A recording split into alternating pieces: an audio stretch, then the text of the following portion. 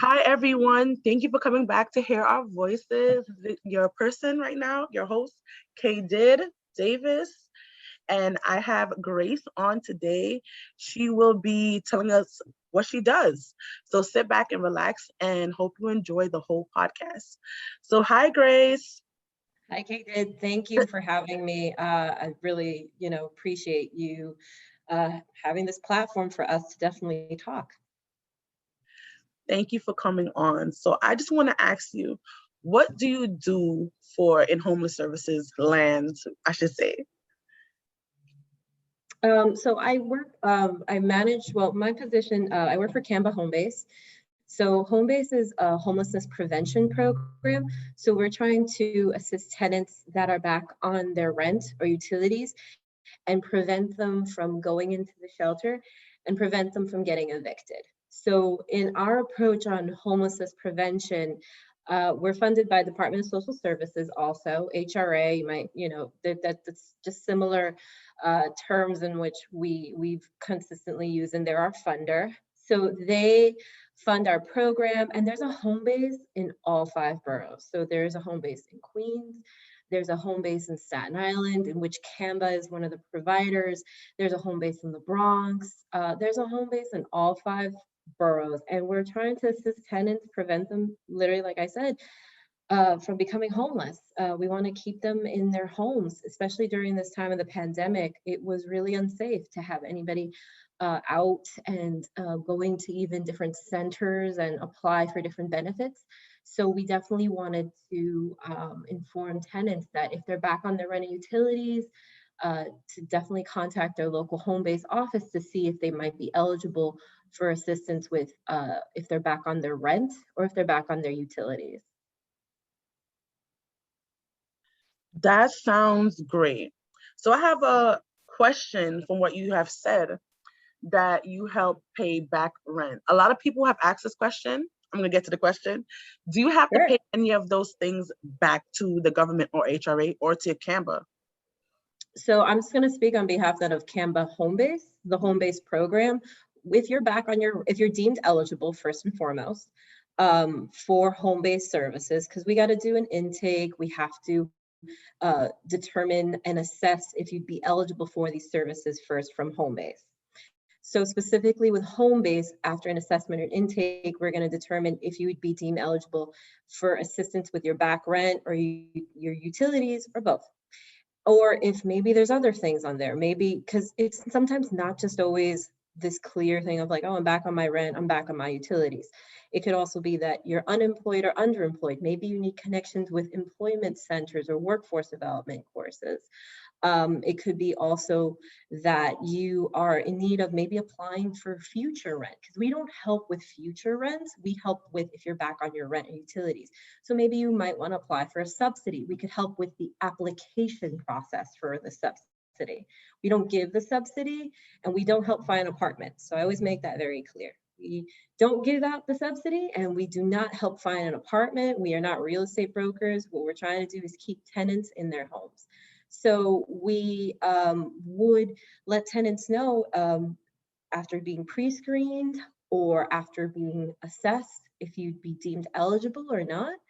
And if you are deemed eligible and you have rental arrears, you do not, on the home base, you do not, I'm going to stress on that, you do not have to pay home base back for those rental arrears or utility arrears. But we do definitely want to make sure that this tenant is at a zero balance, because Homebase is the payer of last resort. So we want to make sure that this tenant has sought all other resources and services prior to coming to us, because once they do come to us, we want to make sure that that balance is at a zero balance and they do not have to pay us back for those rental arrears or utility arrears. So when you say all other resources, what resources are you talking about before you can get to Canva, or what do Canva do to make sure you've done other things before they give you that help? Definitely. Well, Canva, first and foremost, We're a nonprofit with over serving over 67,000 individuals and families, in which we have a bunch of different programs. So we have, besides Homebase, we have legal services, we have workforce development programs, we have refugee services, we have small business services. So Homebase is one of the programs within Canva. And like I mentioned earlier, Homebase is in all 5 boroughs. So we have different providers. For example, the other parts of Brooklyn that cover Homebase would be Riseboro and Catholic Charities. Like I mentioned, Manhattan, there's a Homebase services for the underserved, or it would be Help USA. So getting back to the point with the question that you asked me, prior to coming to Homebase, we want to have those questions with the tenant, like, did you apply for public benefits? Did you apply for the one-shot deal? And most recently, have you applied for the eviction rental assistance program application? Because for that recent application, they do also help with rental arrears. That started as of June 1st. So they help with rental arrears, utility arrears, and they could actually help with 3 months future rent besides the rental arrears. So that's one of the programs in which we have been informing tenants that prior to coming to Homebase, have you applied for this? Because then you might not need Homebase services. It's like, for example, with ERAP, you might be eligible for then complete assistance with the rental arrears, and then you wouldn't need Homebase services. But eligibility requirements are different with every single programs and applications that you apply for. So that's why we just kind of give everybody a little bit of the scope, like, here are the services, here are the different resources, just see which one would support or benefit you, the individual or the family more, or which one they should have access to first, because they have like limited funding. Which example, ERAP, the Eviction Rental Assistance Program, which just started in June 1st, the applications are coming in. We definitely would let tenants know that, have you applied for that? Because that might be a benefit that would be preferable versus then, and then we could evaluate if that one would be preferable for you to apply for that first, or maybe move forward then with Homebase. So those are like one of the resources or information or services that we would inform tenants to apply for prior to coming to Homebase. And do you help tenants apply for the ERAP? I think I'm not sure if I'm pronouncing it properly, but for that application, or no? Or they do it by themselves? We don't. They can do it you can do it on your own. But at the same time, we do refer to the actual providers and people that have been contracted to do the eviction rental assistance program, in which, off the top of my head, I know 2 organizations that are doing it, which is Riseboro and Black Veteran Justice Center, I believe. So they are the 2 off the top of my head that I remember that are currently doing the ERAP applications, because they did get the contract. So we can definitely provide tenants that inquire with us, we could let them know which specific organization, nonprofit are doing that application and how to contact them, or we could tell them this is how you also access it online if you want to do it on your own.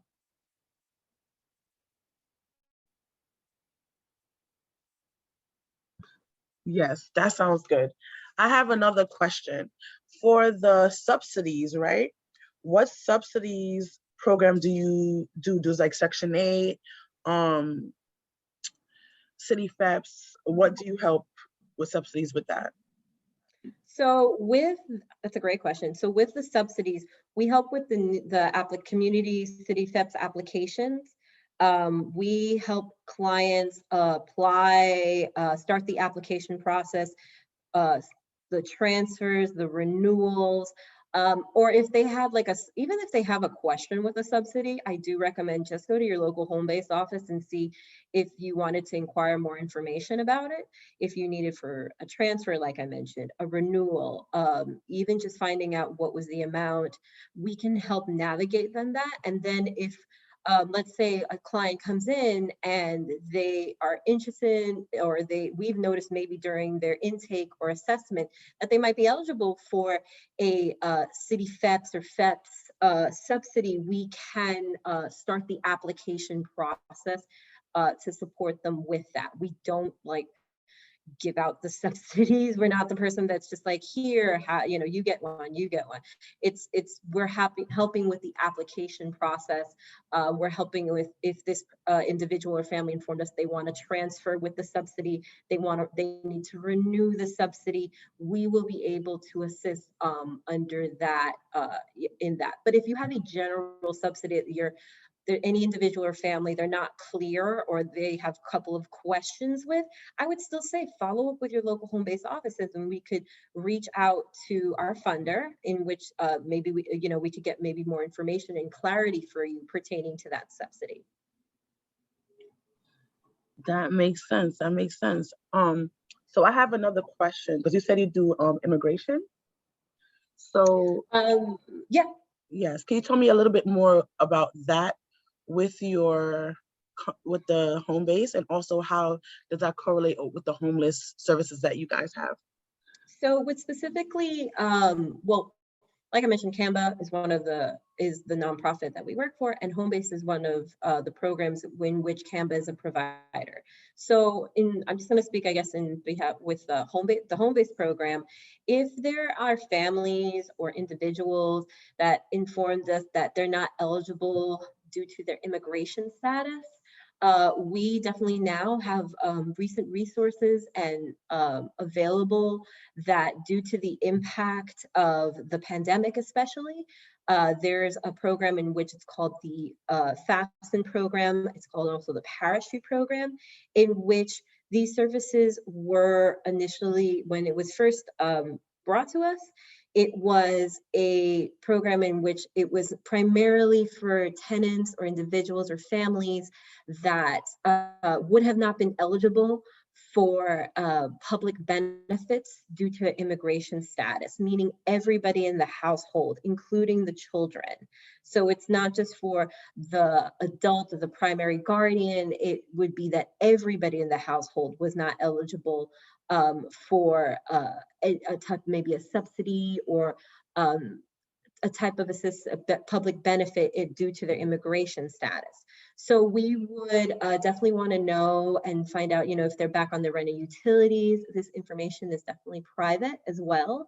And in addition, we would be able to determine if they would be eligible maybe for assistance with their back rent and utilities on this specific program.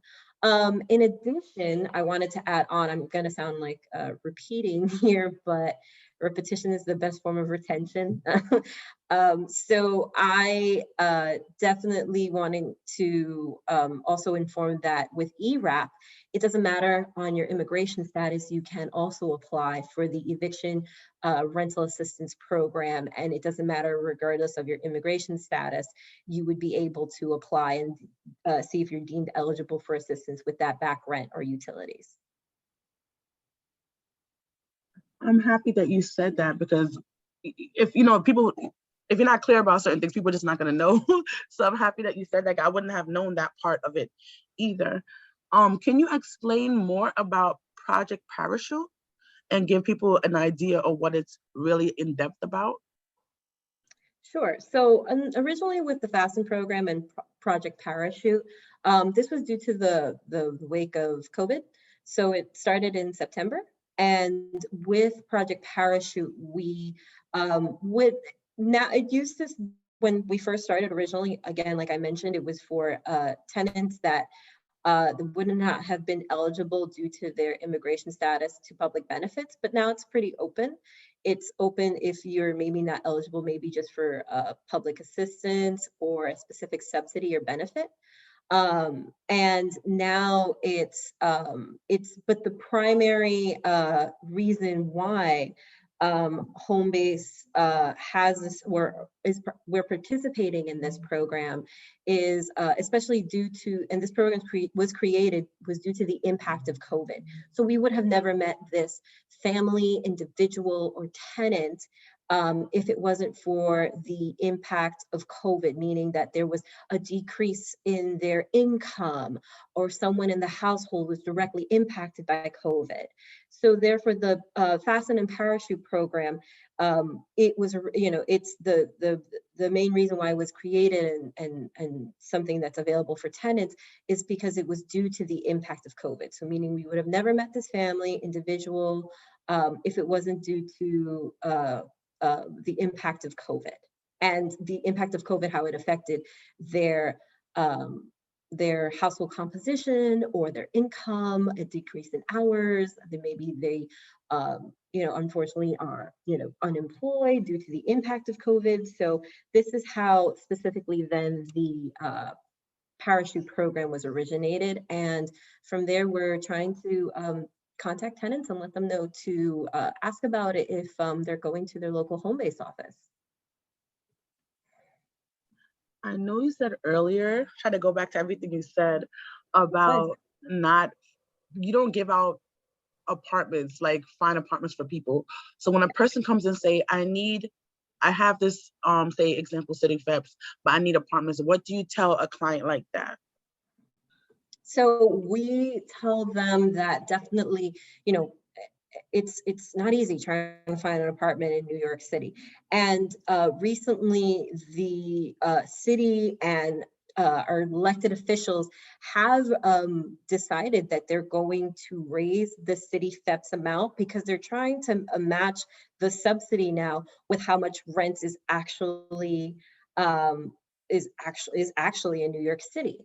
So we do let tenants know that we do not help find an apartment, and if you do have a subsidy, we can give you resources on ways to find an apartment, to encourage you to how to look for an apartment, where to find an apartment, any type of tools, and we even do trainings and different workshops and teaching tenants on how to find an apartment, so that it's, different techniques and tools, so that they're feeling like almost like they have tools ready in their toolbox, so that when they're looking for an apartment, this is how we could show them how to look for an apartment. And do you think this way helps a lot of people find apartments, in your opinion? Yeah. I mean, because the thing is, we always tell tenants, and I mean, I've seen that because a lot of, information, we want to support the communities we serve with in letting them know of the different resources available and the ways in which, we definitely grasp and understand it is difficult to find an apartment.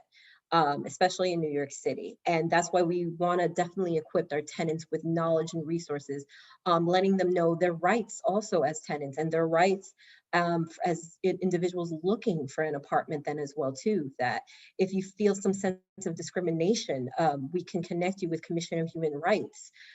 We want tenants to know if they are living in an apartment and they're feeling some form of discrimination, that they have rights as a tenant and rights as an individual, and their families have rights then as well too. So we definitely we want to equip individuals and tenants with all these resources and information, because knowledge is definitely power, and we definitely want to, support the tenants in trying to be equipped with all these resources and all this information. And at the same time, we are, letting tenants know, once you do have a lease, read it like a contract. Take your time, read it word by word. Inquire about the rent guidelines board. See if your rent is going to increase or decrease or stay the same. It's all these information and like different workshops and virtual workshops we're doing, that we want to support tenants and individuals of all these different, programs and resources, and just things that we've inquired from the clients that we meet, that we feel that we definitely want to equip individuals and tenants with. Like, for example, if you're applying for the affordable housing lottery, let them know, look at, talk to your local elected officials, let them know, find out if, they're informed about the recent apartments that are coming up in the neighborhood. Take a look at those HPD housing lottery applications, because if you're not in it, you can't win it. So, and if they need assistance with applying for those putting the information in those applications, we actually would be able to help with that. There are housing ambassadors that are in different in nonprofits, but Canva Homebase, we do have housing ambassadors in which they could help with filling out the application for the housing lottery. It's not like, you know, we don't get an in, we're not something like, oh, you're going to be guaranteed this apartment. That's a definite no. We just help with the application, because sometimes it's just the conversation and understanding, hey, can I afford this apartment? Would I be eligible for this housing lottery? And letting them know that, you know, we could support in that, and just informing them of that information. So as you're talking, I'm writing down some stuff just in case I forget. I got so much like things in my brain, and I'm like, oh, I don't want to forget this. So I'm putting it down so I don't forget. So one of the things I put down on my list is that like people, like, you know how we're used to the acronyms, but people who are listening to this podcast, in my mind, I'm thinking this is their first time hearing about this particular program. So you said HPD. Can you tell us what that actually means? Sure. HPD is the Housing Preservation. Hello? Yes, I'm listening to you. Housing Preservation and Development, sorry. No problem. Preservation and Development. And it's a public, you know, it's public. You literally Google NYC HPD, and they can tell you about if they have apartments that are available in your specific borough or area, and what applications they have maybe open, and if you would be, if, you know, based on your income or household composition, if you want, you know, you could create an account online and apply for not just one, you could apply for multitudes of affordable housing lottery options. Also, I would also pay attention to those, because some, like recently at Section 8 opened up in May, and the applications were open for anybody to start applying for Section 8. They closed it now, but I mean, that's just showing to prove that it could happen. It does happen. Also, I mean, they're also, you know, if let's say you're having just trouble in paying your back rent, you don't want to leave your apartment, or you can at the moment, and it's just due to your back rent and utilities, you know, you know, all of us are promoting the Emergency Rental Assistance Program, which is a New York State program, in which I'm going to sound like a broken record, but if it's due again to the impact of COVID, the impact of the pandemic, and if you're unable to pay some or all of your rent due to the pandemic, this is definitely a program that might be able to assist with that. My other question for you is that with the age, because you know teens go homeless, or it could be any age that's homeless. What's usually the age that you can apply for these programs? That you can start as 18, or is it younger, like if you get emancipated or something like that? I mean, normally what we've seen in our offices have been 18 and up, and we're just going to ask about what the household is. And I feel that we're going to take the case. It'll be a case by case. I can't really answer that, just because sometimes, like you mentioned, if the teenager individual, they are like you meant, they're, you know, they became the head of the household, or they are, you know, we're going to try to find what resources, if they're not eligible for Homebase or another, you know, could support them. So to answer, I guess, then that question, it's a case by case. So it's depending on what's the situation or what's going on with the individual. So I have a question. This is like before, if you go to a new place and like from one place to another, do you guys pay for moving? It's like a random question, but it just popped into my head. I was like, probably. I know HRA pays for moving and stuff like that. And I know some home bases, I don't know if it's all pay for like furniture. So Yeah. do you guys pay for that also? So if it's not, I mean, it's also, like I said, it's a case by case. It's, if you're deemed eligible, we might be able to assist with furniture assistance. Sometimes we might be able to assist with first month's rent or the deposit, either or, not both. And again, it's all depending on what the goals and what was discussed during the intake process, and we'll take it from there and see if they would be deemed eligible. If we're helping with, let's say, furniture assistance, you know, we have to get quotes, and we have to, you know, see, you know, we have to do, now it's been a virtual home visit, just to see like what are the needs of the individual if they're first moving in, and what do they need, like a table, a bed, like, you know, primary needs in for that household after we do a virtual home visit. And yeah, we would take it from there and then let the individual or family know if they would be eligible for this benefit. So a lot of things that you've been talking about is like more of a like prevention, which is very good to have that kind of service because we definitely need it. And that's why I have you on this podcast, because a lot of people need to get this information and be able to get a better life for them and their families. So does this prevent, like, because most of it's prevention, does it work while just before you go to shelter, or while you're in shelter, or after shelter, or all three, to be honest? Because to me, I think the answer is all three, but you are the star of the episode, so I want to make sure you can answer the question. I appreciate that. I'm far from the star. I just want to spread the news. So what's Homebase? So we are trying to prevent tenants from going into the shelter. And if there are tenants that have exited the shelter and they're in their new apartments, that's also the tenants that we want them to definitely discuss, reach out to Homebase then as well. So in one aspect, you're correct. Any tenants that are back on their rent or utilities currently, and we want them to maintain and stay in their households, Homebase might be able to assist them if they're back on their rent and utilities. Now, the other aspect in which are aftercare services, in which we want to help tenants that have exited the shelter, they're in their new apartments, but let's say either they feel like they're going to fall back on their rent and utilities, they maybe need just more information on what's going on with their subsidy, they need a renewal, they need a transfer, they need something pertaining maybe with more information on their subsidy, or just finding out, the local resources within their new neighborhoods, like sometimes even to the local grocery store, or supermarket, daycare center.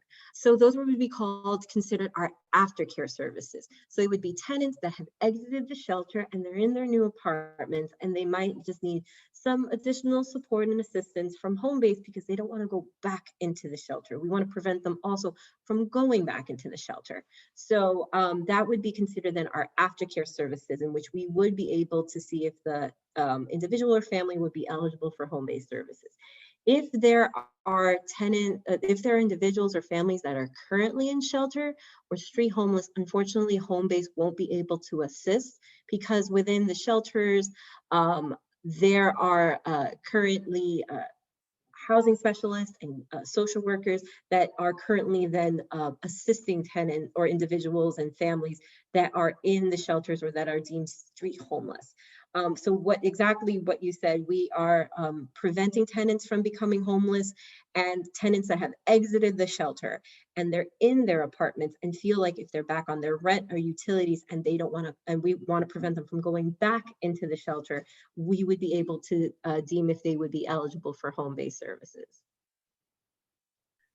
The reason why I asked that question, I think, is very important for certain people who's in a shelter right now, because at one point, my housing specialist for myself, because as you know, guys, if you're new here, I used to be homeless. So that's why one reason why I'm doing this podcast, that I didn't even have a home specialist. So it's like, yeah, you're in a shelter, but sometimes people are either not doing their job or they don't have a person in that position to really help you. And they'll hand you off to a certain worker, but because you're not really their case, they don't put that much interest in what's going on. So if I need, like, example, some applications, the lady didn't want to fill out for me. I have to try to do it myself. Mm-hmm. So it's like, if I was in a shelter and I needed help, I wouldn't, it's like, you feel like you're stuck because nobody's helping you. And there's like, sometimes this stuff is hard to figure out. It's not like a basic application, but sometimes, people who are doing it every day know how to do a certain jiggle to get things right.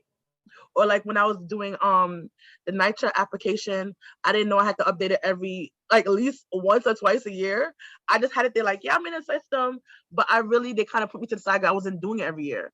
So that also can affect your application. So that's why I asked that question. I thought it was very important to people to know, even if you're in a shelter, I would say advocate for yourself. And it sounds bad. If they're not helping you, call 311. That's what I've done.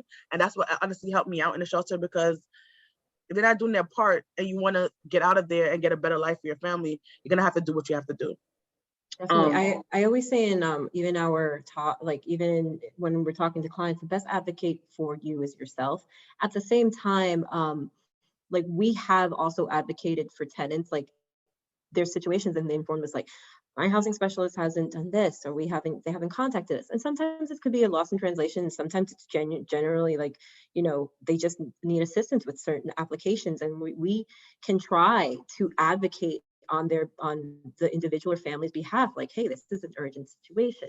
We are all funded by Department of Social Services, which is DSS, which falls under the umbrella of HRA, Department of Homeless Services. So if we could put it under their radar, and definitely what you mentioned, call 311, because that, in explaining like what's going on, and you need we get referrals from 311 too. We get referrals from like the mayor's office and directly from our funder, letting them know like, hey, this inquiry came through, what's going on with this case, or we need follow-up with this.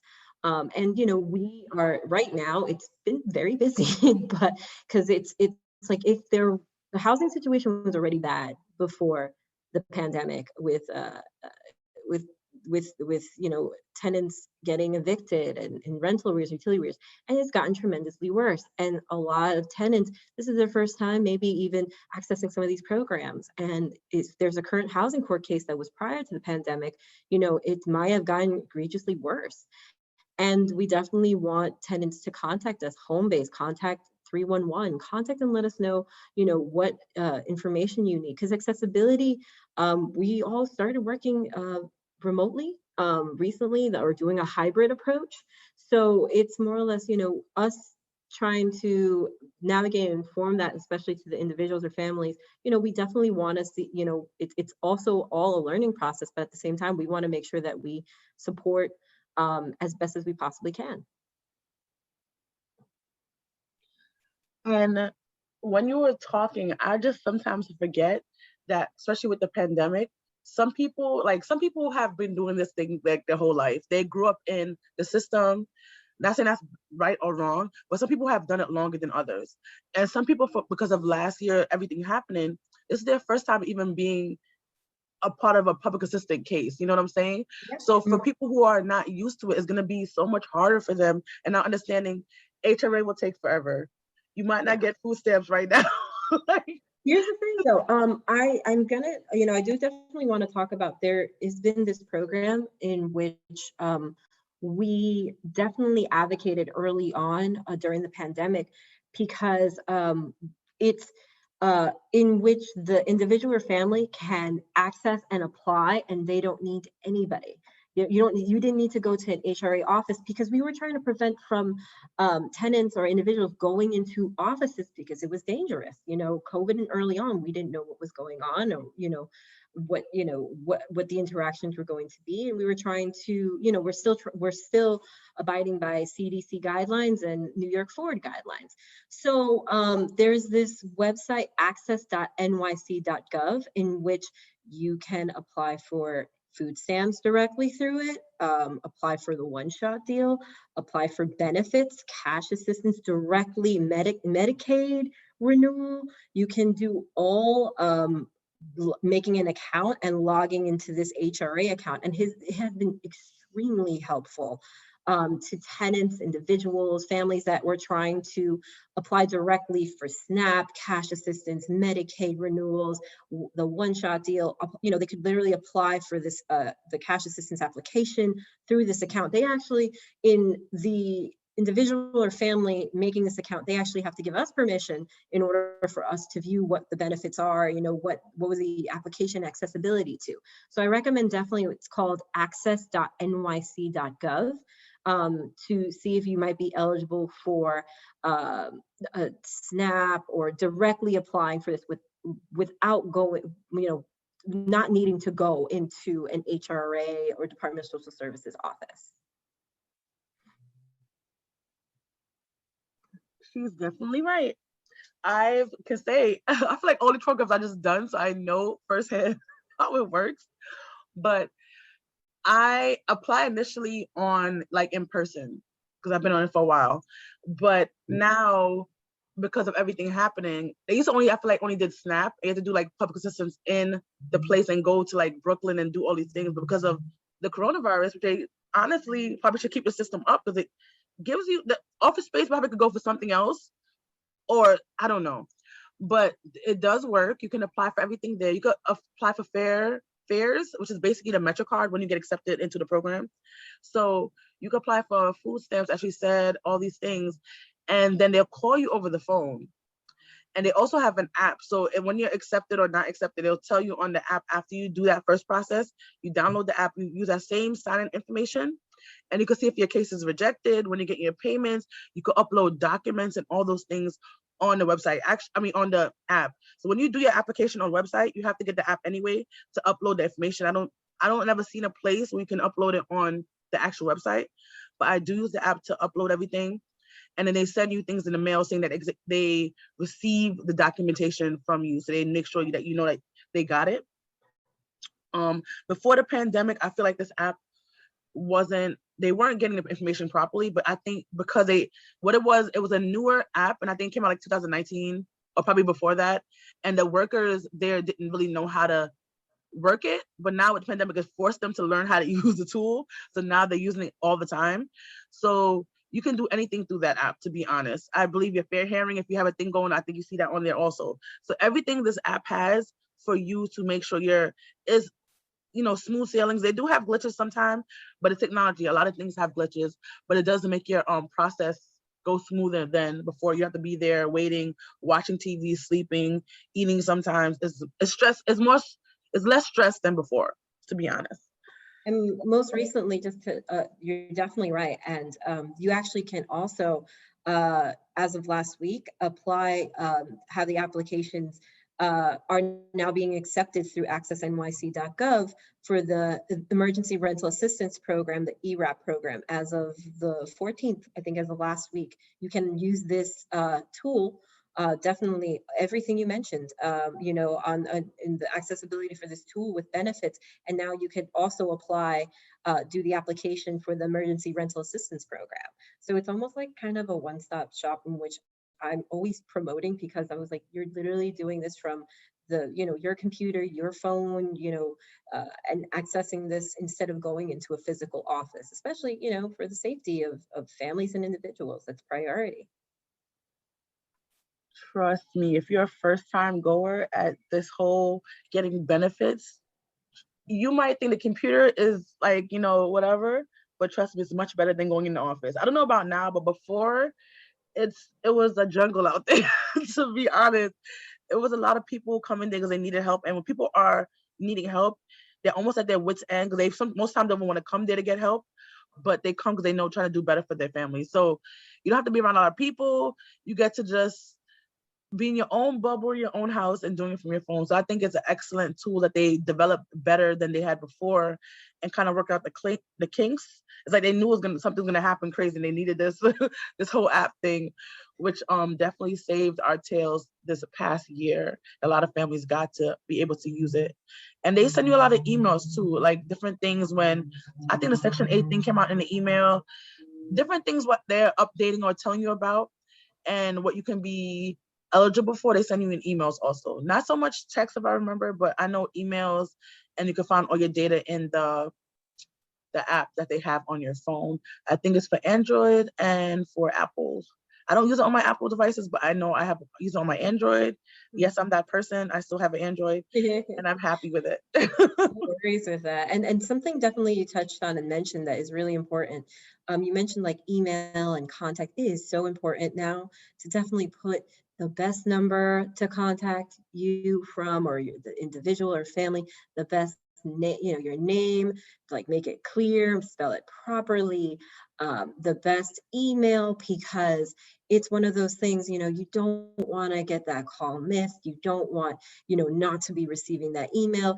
If, your primary language is not English, definitely let them know. So then they're like with Homebase, for example, we have language line, we have accessibility to, individuals and managers, supervisors. Myself, I'm bilingual, so I'll translate cases.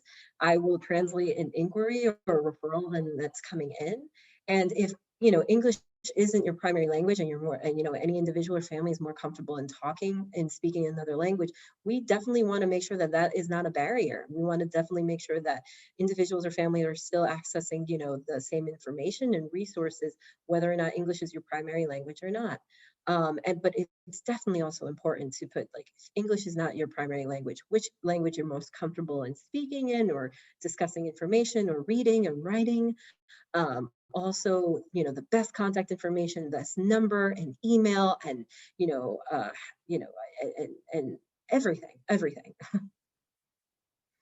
Yeah, she made a wonderful point that they do everything in different languages. So don't feel like, oh, this is probably for only English speakers. If you can speak English, but you don't understand as fast, it's probably a person who's native to only English. And you could speak Spanish, like, you know, any language. They have opportunities for people to translate for you. Don't feel like you have to miss out because you don't understand something. They have somebody who's there to explain it to you.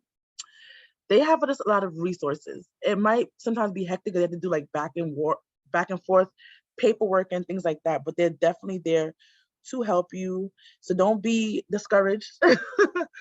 So yeah, that's what I definitely could say about HRA. You know, I didn't really come here for HRA today. We came here for Canva, but you know, they're all honestly just intertwined to kind of help people. Sometimes the ball does get dropped, but if as long as you advocate for yourself, if the ball gets dropped, you know, you'll be there to kind of, no, it's over here. I need help and still in this area, and just advocate for yourself. That's what I can honestly say about that and these programs and HRA and No, all this stuff. Yeah. yeah, no, I appreciate that. I mean, yeah, Canva is a great nonprofit organization with with a lot of various programs. I guess, yeah, I'm, you know, HRA comes into it because they are a funder with Homebase. So Homebase is one of the programs which is also funded by HRA that is within Canva. And then Canva definitely has a lot of amazing programs, after school programs for kids. We have schools, we have workforce development programs, like I mentioned, legal services. Like, that's one of the things that definitely, let's say we have a home-based client and they've informed us that they need legal representation, we'll refer them to our Canva Legal Services program in-house and let them know on what's going on. Or if they have a Section 8 voucher and they're trying to find more guidance pertaining to that, we'll refer them to our Tenant Support Services program, which is within Canva.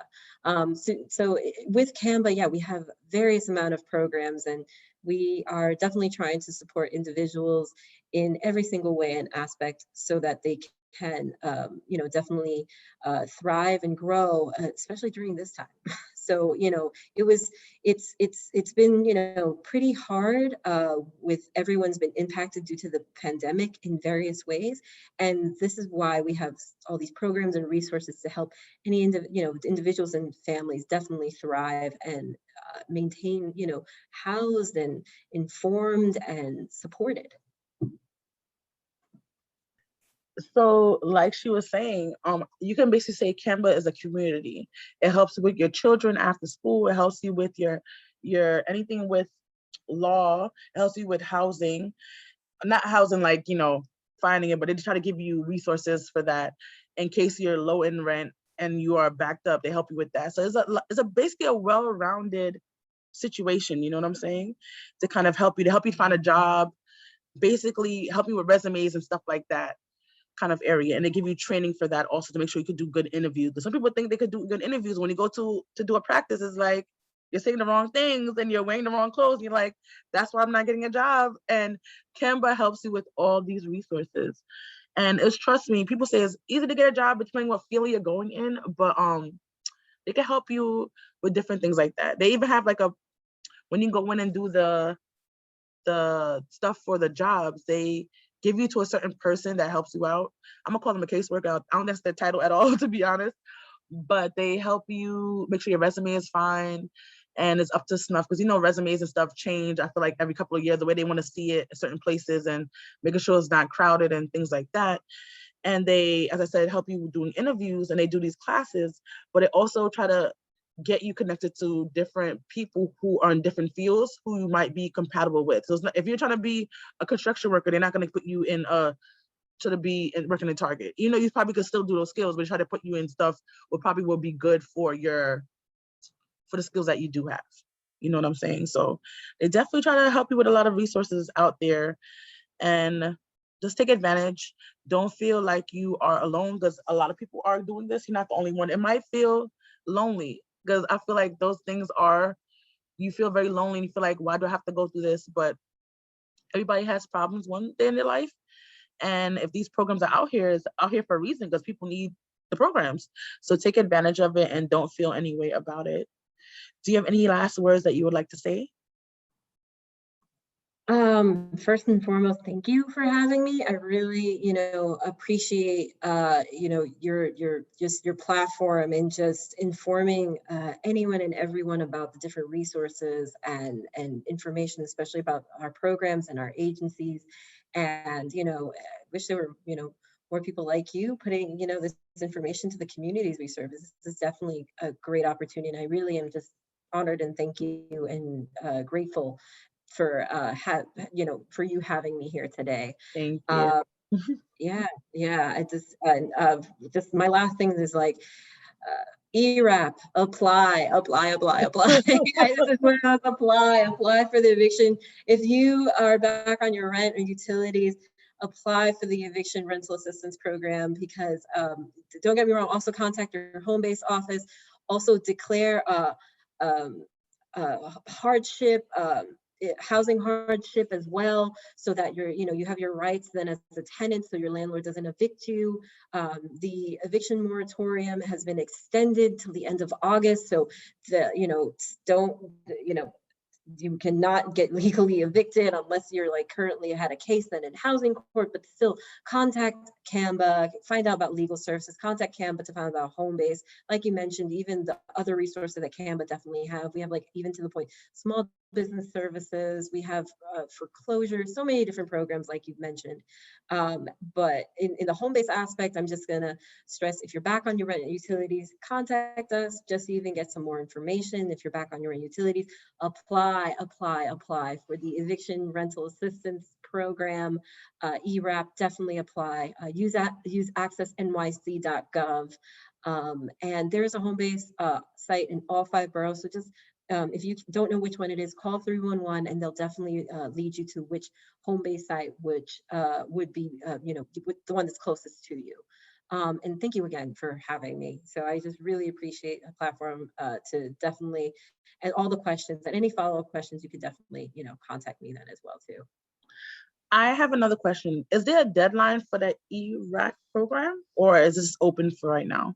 Not yet, but there is limited funding. So that's why I'm just like, they haven't given us specific, I haven't gotten the clear on when, what is the deadline. They haven't given us. So that's why I'm just like, just apply before they even inform us on what exactly there's a deadline. So that's why I'm telling. And then also I do ask and plead just for any individuals that are applying, even with Homebase and any of the other programs, have a lot of patience and leave a voicemail, leave an email, because there's just a numerous amount of calls coming in to even my colleagues that are doing the ERAP applications, that are doing the Homebase services and case management services.